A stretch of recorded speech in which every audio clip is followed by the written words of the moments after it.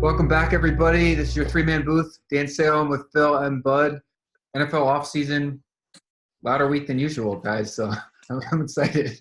What do you got? OTAs opened up for a lot of camps for a lot of teams this week. Yesterday and today, right? Yeah. Jets are tomorrow. Tomorrow? Okay.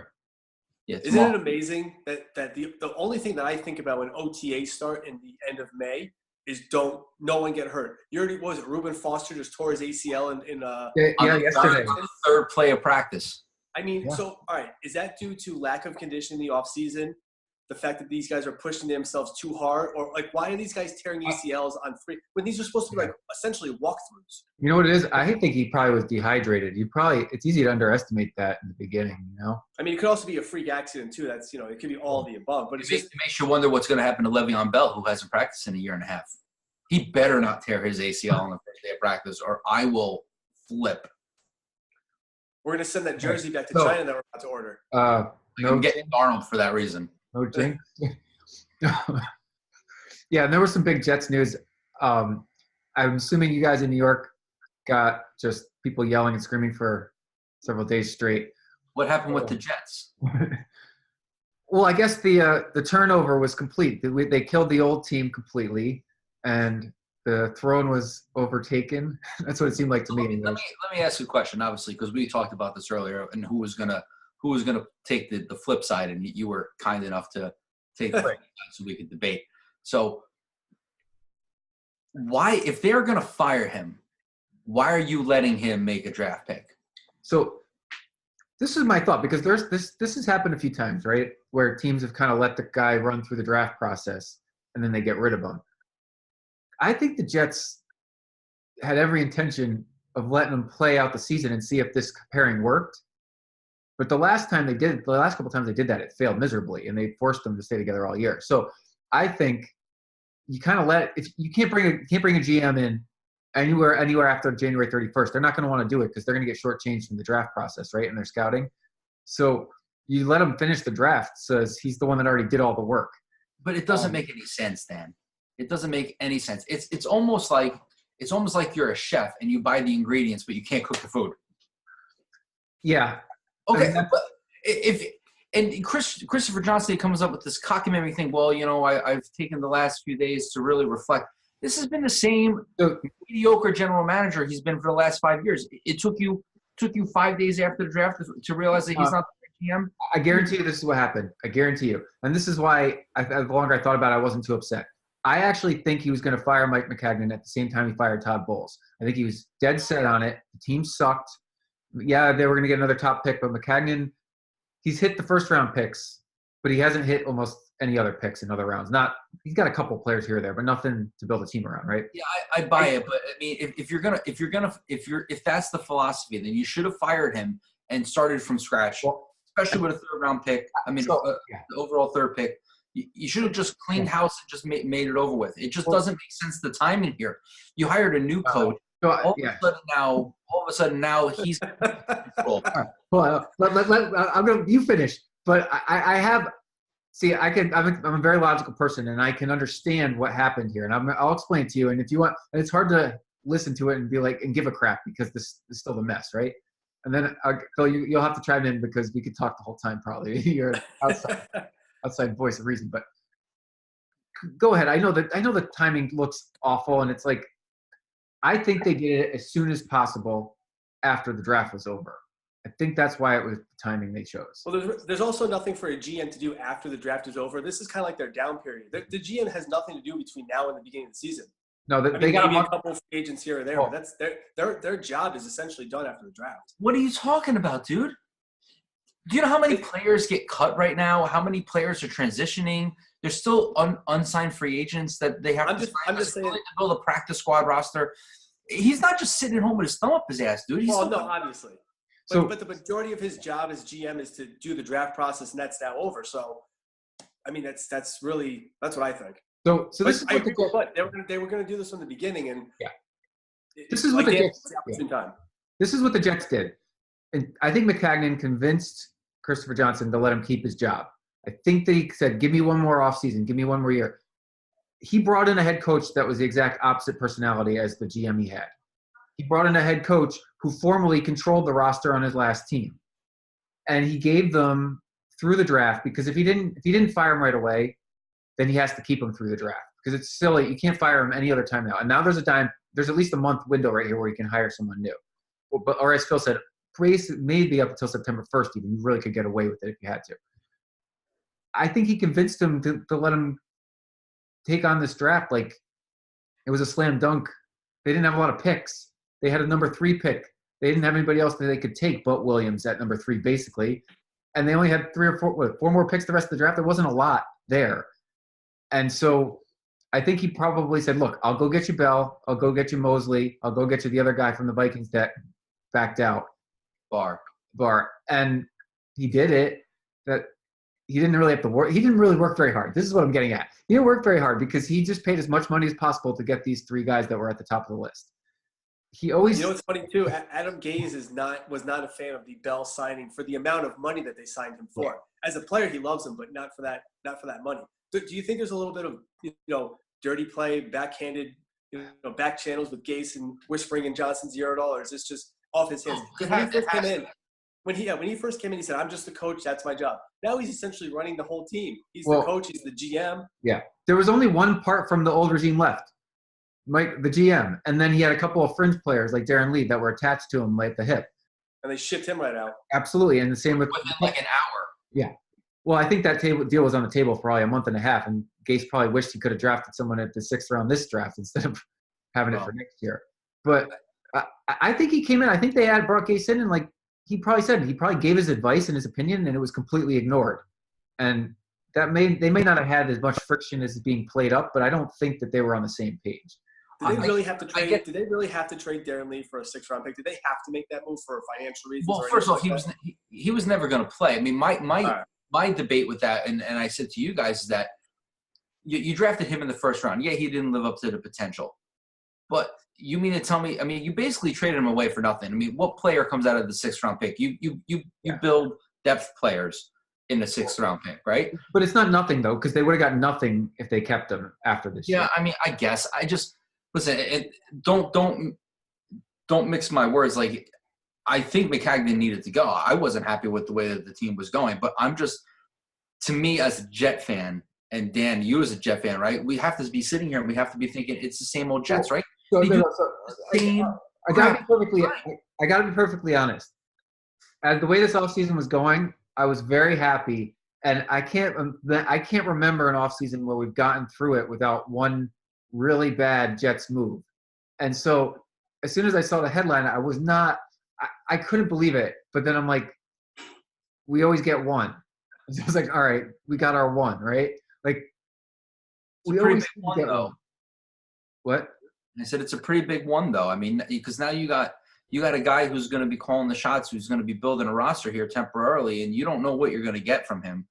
You know, I mean, I don't think Gase is going to make too many moves as GM. He's making a lot of small. I hope not, because I mean, the meat and potatoes of this team are, 2 real players, right? So you're building your offense around Sam Darnold, and you're building your defense around Jamal Adams. Yeah. Right. Let's hope that he is smart enough that he doesn't mix with any of those. Right. He's not going to mix with the quarterback because he's an offensive guru. All right. He's gonna be friends. So that's what it is.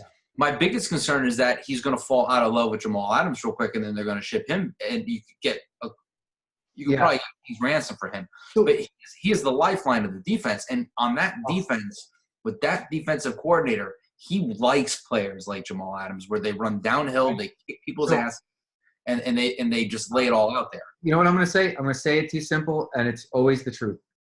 Winning fixes all these problems. If the Jets are winning, then Greg Williams and Adam Gase are going to get along smoothly, the defensive coordinator. Jamal Adams, they're all going to be one big happy family. You notice that Gase, every single player he's added, every single person he's brought in, worked for him or played for him at some point in his career.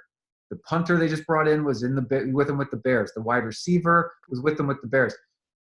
He is like uber circle, like inner circle guy, right? So if they're winning, everyone's going to be in his inner circle. I don't think it was until the Dolphins really lost Tannehill for the season and they started losing that all this strife started happening in Miami.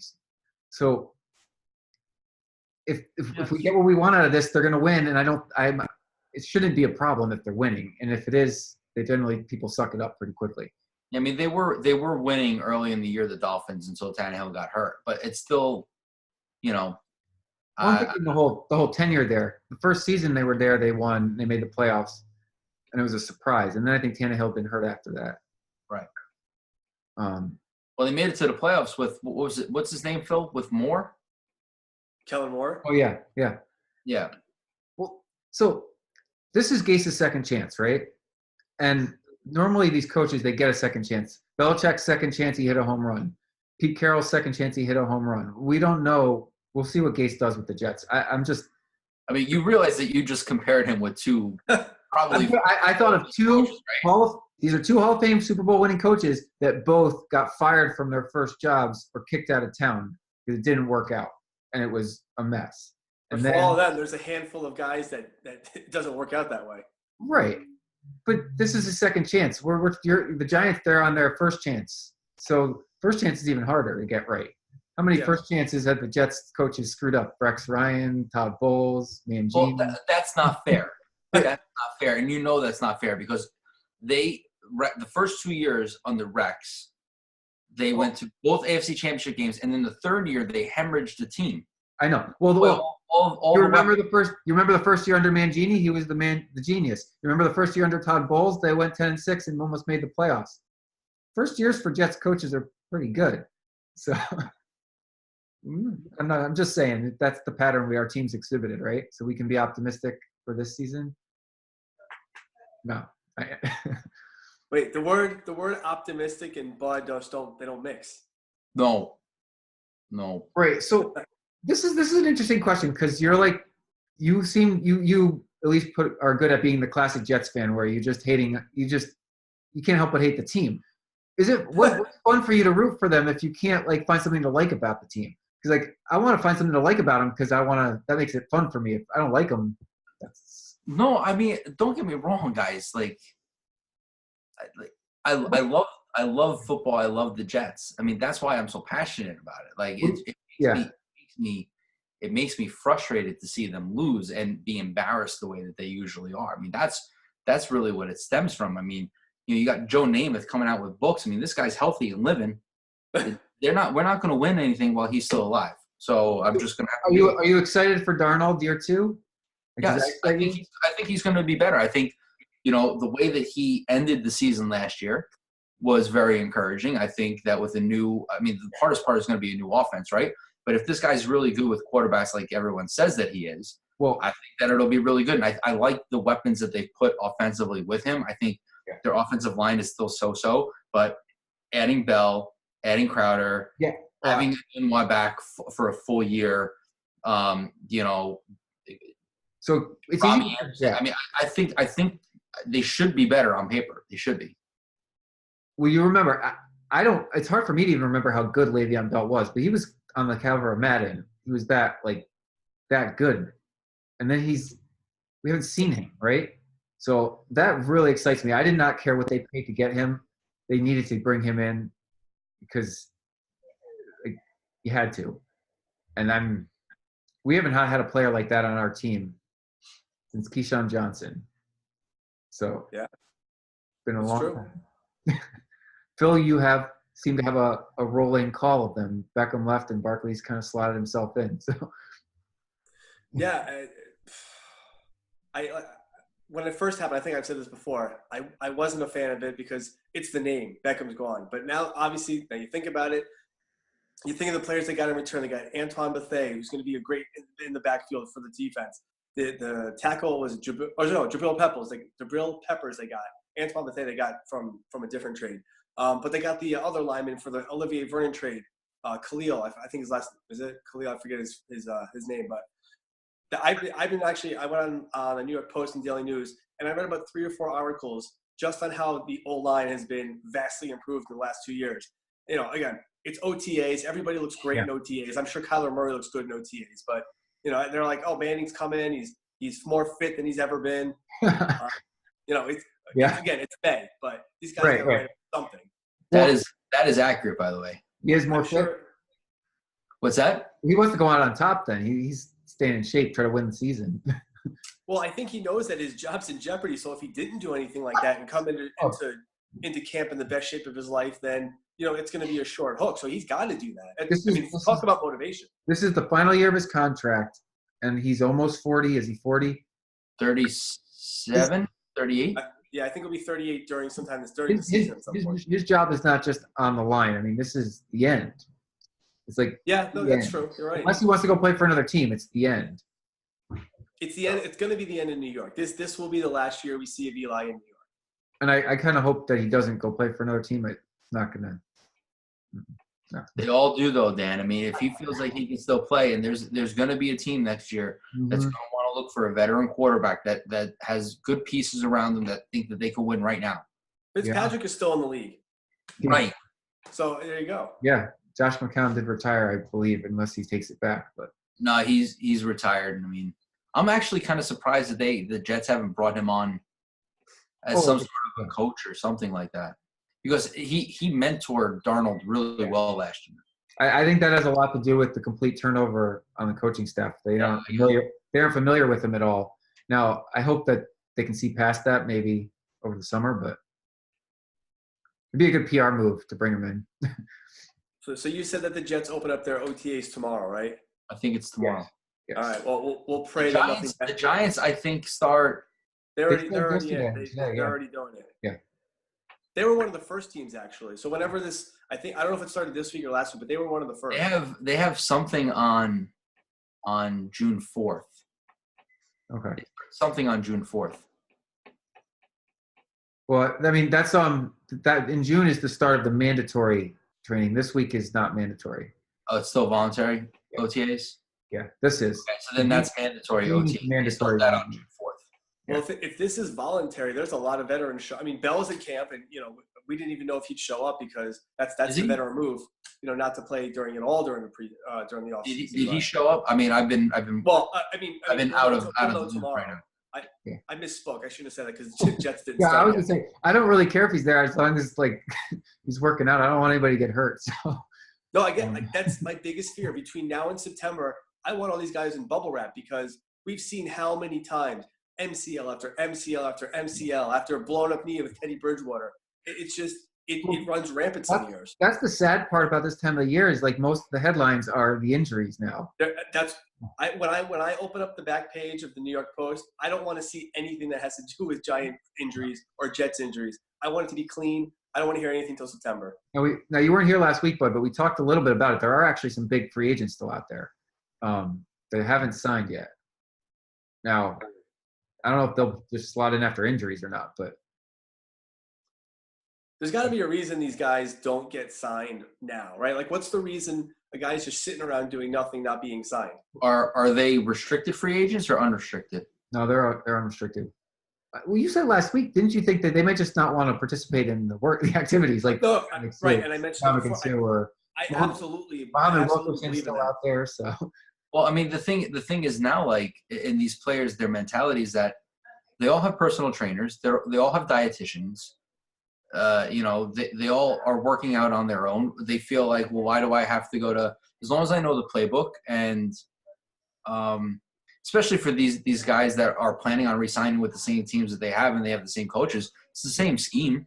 Yeah, and they should know the teammates too. I mean, I think this is all team building this time of year, getting to know your teammates. So I agree. I mean, we had this debate a couple weeks ago, which is why I was so aggravated that Bell hadn't shown up yet because you're learning new players and you're learning teammates and everything else. I mean, you should be there to support your team. But they'll still have 2 months. I mean, they'll have June, July together. So right. But think about it. If you could work out on your own with a personal trainer and you don't have to take any hits to the body. Well, and you could be in San Diego or Los Angeles or Miami as opposed to New Jersey. Right. It's an easy decision. No offense to New Jersey. I mean, I'm now a resident there, but I mean, I hear you. It's not as nice. Traditionally is nice, of the weather. No, it's probably 85 and sunny in Southern California. Jersey's nice. Actually, I live in a part of Jersey that looks very much like Connecticut. Oh, I can see with the green shrubs and everything. Has it warmed up yet? Oh yeah, it was hot yesterday. It was 85 degrees yesterday. Okay. Yeah, it's not 75 degrees every day and sunny like it is where you are, Dan. No, we're having an off year. It's been I won't even try to say it, but it's been colder and rainier. But it'll fall on deaf ears. So yeah. Yeah, right. Anyway, yeah, it's not easy. It's peace weather. So what would you? I guess my final question on this Jets topic before we like completely kill the dead horse a couple times. What would have to happen for you to like start to feel good about the situation, or just time has to pass, or anything? I mean, we just get. No, I think I feel relatively fine about it. I want to see football played. I want to see good quality football played. I don't want to see the same stuff that I've been dealing with, the past couple of years with just, mediocre, product on the field. I think if they come out and they're putting good effort in and they're competitive and they're not blowing leads in the fourth quarter like they have the past 2 years. Those are the things that I'm looking for. I'm looking for some discipline on the team. I'm looking for some accountability, things that we weren't getting with Todd Bowles. Oh yeah. I'm looking for not blowing 24-point leads in the fourth quarter against the Packers. You were at that game too, right? Yeah. This team has been painful to watch for at least 5 or 6 seasons now, haven't they? Like, they don't have the energy of a winner, except for that one fluke year with Fitzpatrick. And like they do, you always think what's going to happen. Not that it's over. They blew it that year because they were the hottest team in football. And if you were listening to all the experts, all they needed to do was beat Buffalo, and there were experts that were picking them to do legitimate damage in the playoffs. That's how well they were playing. And when it matters, they just can't. They can't get it done. Well, I'll be honest. That season, Fitzpatrick, he was never known for playing that great for that long. So I was like, at some point he's going to fall off the cliff, right? At some point he has to. He always throws the picks. Like, that's been his MO. Yeah, but he throws touchdowns too. Oh, he definitely does. You think he's going to start for Tampa Bay? No, I think you don't trade a second-round pick for Rosen and put him on the bench. No. Tampa Bay. He's on the Dolphins now. No, he's in Miami. Oh, he's on Miami, right? Okay. He's competing with Josh Rosen, and Dominican Sue signed with Tampa today. Oh, that just happened? It just happened. Oh, I missed. That's one of the guys we were talking about last week. Yeah. Oh, that's with Tampa. Interesting. Is that on after they just cut the guy that? They cut him, and I think they cut him to open up space and money for Sue. Oh, that's rough. Well, they need help on that line because JPP got in that car accident a couple weeks ago. Yeah. But the guy they cut was pretty damn good. Yeah. I'm trying to remember. I can't blank on his name, but I wouldn't mind anybody's. I mean, I guess just don't need that position, but. No, not that they drafted Williams, yeah. Yeah, Williams. So I was reading an article today, speaking of cutting guys and making room for guys coming in, but there's a big contract dispute in Minnesota between Kyle Rudolph and the Vikings because they have no money to pay Kyle Rudolph because they gave $84 million guaranteed to what's his name there, Kirk Cousins. He's one of the best tight ends in the game. And they may not be able to pay him. What are they going to do? They gave Adam Thielen that 4-year extension last year, and per the article I was reading, it's like Kyle Rudolph's like, I'm not going to take a pay cut. I'm too young for that, and he is. They might lose Kyle Rudolph. So this is his last year of his contract, then? I didn't. I read something. I read something along the lines of maybe him going to New England. There's some rumors that the Patriots are going to try to trade for him because obviously they need a tight end. That would be a major move. Apparently, Austin Seferian-Jenkins told him that he's not reporting. Yeah, really? But they just signed they just got a tight end. Seferian-Jenkins. Yeah, I mean, he was a good player for the Jets. Yeah, but apparently he told them today that he's not reporting. Well, what he signed? I thought they signed Ben Watson too, the guy from New Orleans. Oh, there's just Ben Watson's 100 years old, dude. But they signed. I believe that. I believe it. They signed him. I didn't see. But that's what they do. They take the guys that are all the veterans and they make them into something. So back to Rudolph for a second in Minnesota. If this is his final year, I mean, they can't afford to franchise him after the season, or they don't even have money in house to pay him for this year. Like, I have to go back and read it. I think they wanted to work on a deal, and obviously it must be his last one because they want to restructure the current contract. Right, that's basically what it was. They were trying to move people around and restructure deals, and right now they're at an impasse. So the whole article is based on They well overpaid for Kirk Cousins, and this is the danger when you invest all this money in a quarterback. So we're reading about the Jets in 2 seasons. This is what happens when you overpay. Again, you and me talked about this last week. This is going to be the Cowboys' problem in the next year and a half, because I think Dak is coming. Yeah, no. So I think Dak and someone else are this year, and Zeke and some of the defensive guys are next year. You can't pay all these guys. It's not possible. And they just gave $100 million to the defensive end. All right. So he's the first one. And he got like $70 million guaranteed. So all that, they're gonna have really Dak decisions to make. They're gonna pay Dak. They don't have a choice. They have to pay him. Well, and they're not going to pay Zeke. I think they'll let him walk because that'd be incredible if they did that. Could you imagine that? There'd be a line out the door by every NFL team. That the running back's career is short, and they've run him like hard these seasons. No, he's only been in the league for 2 or 3 years. I'm well aware of that. I don't. If they pick one guy, they'll hit him. They won't pay for him. You pay for every other position. You don't pay for that running back. You know that.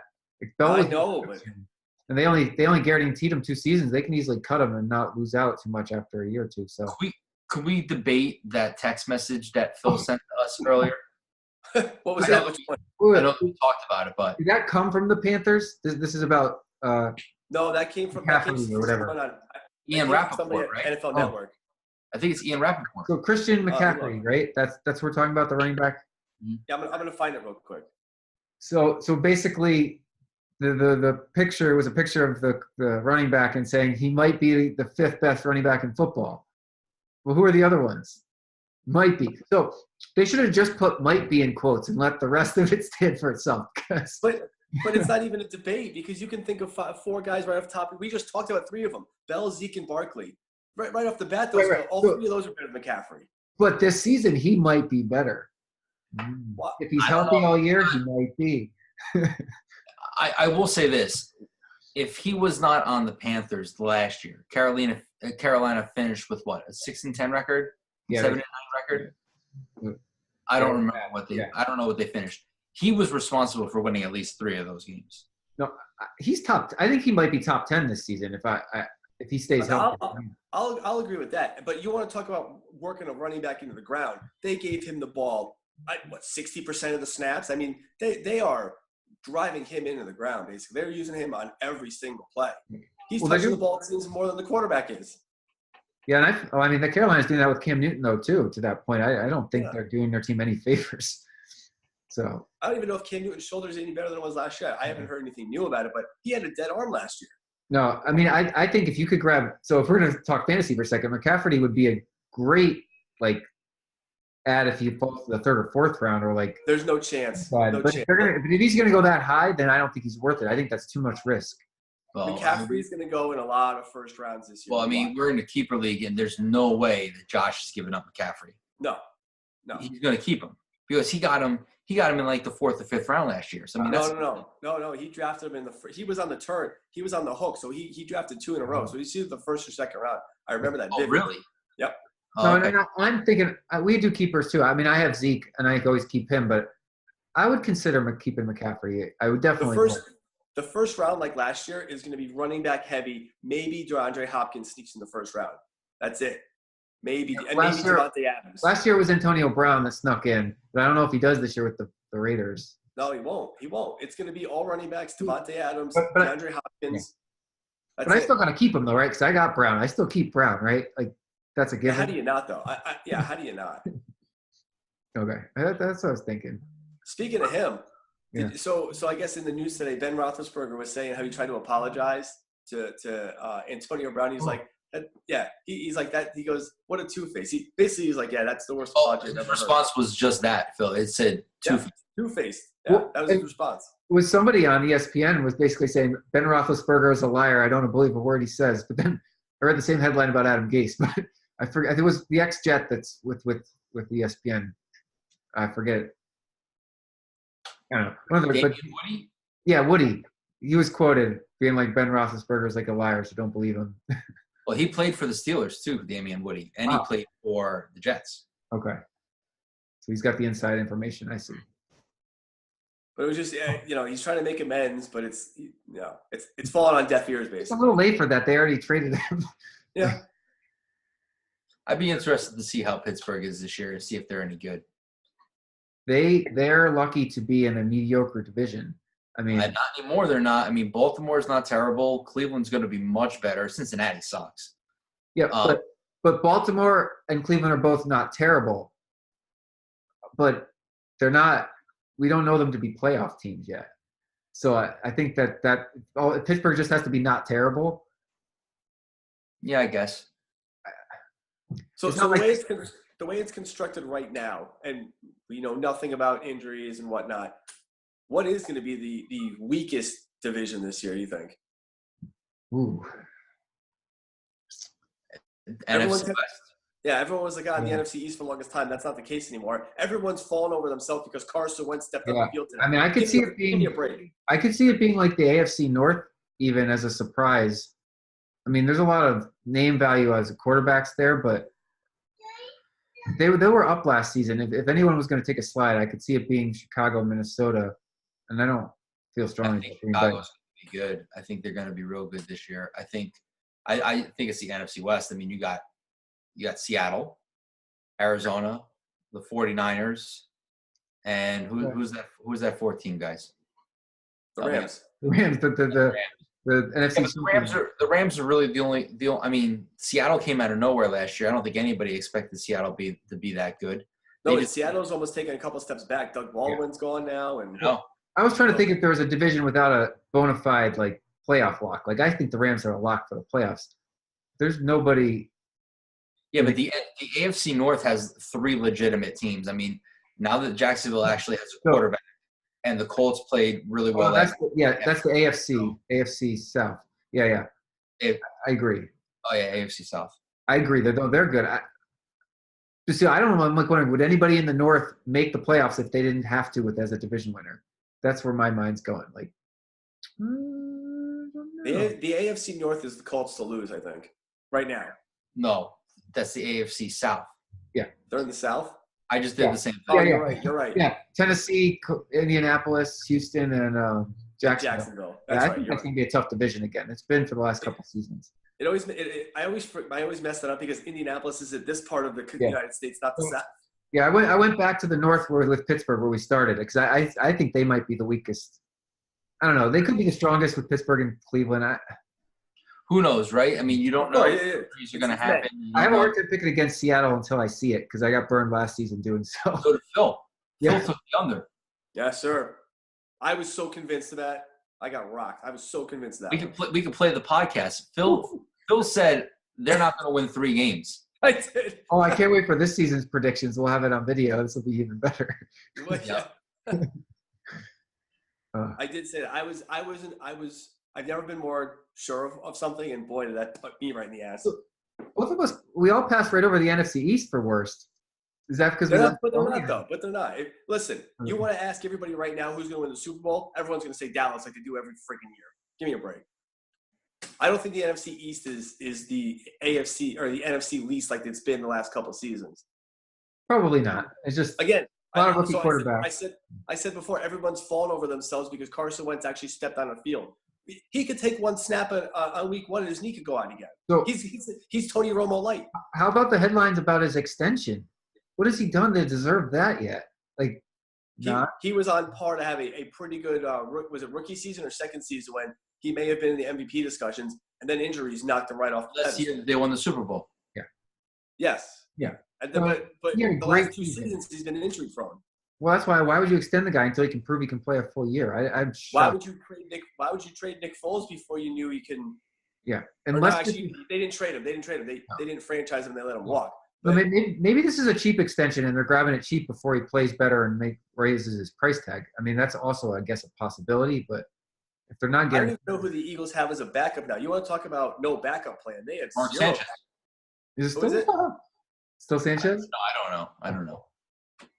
The poor guy will get another phone call, and then he'll get cut again. The Jets got like 4 or 5 quarterbacks right now, so the Philly can take one of them.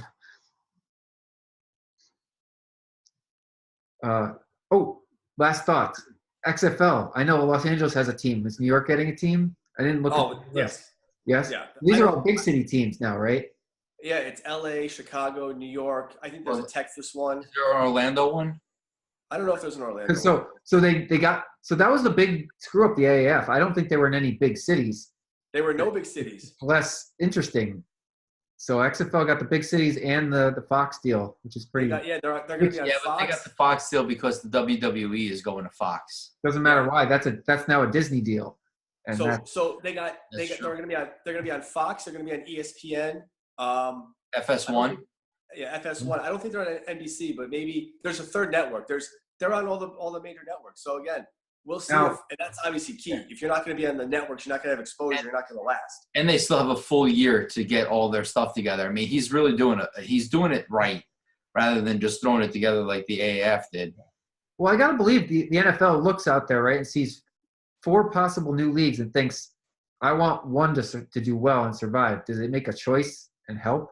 I'm just saying the NFLPA did not work with AAF at all. It's interesting. Yeah.